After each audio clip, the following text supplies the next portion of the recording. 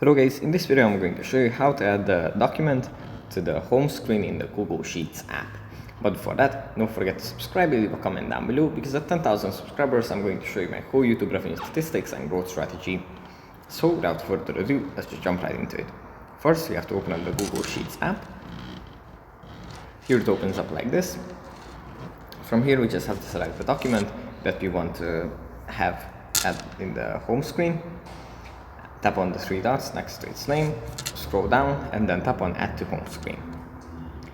Now here we have a widget that's going to be displayed as after we added it to the home screen. We just tap on Add, and now if we view our home screen, we have Spreadsheet 1 here.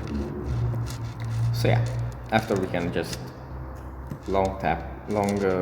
hold on it and then tap on remove to remove it. So yeah, that's pretty much it for this video. Hope it was helpful for you guys, and I'll see you in the next one. Bye.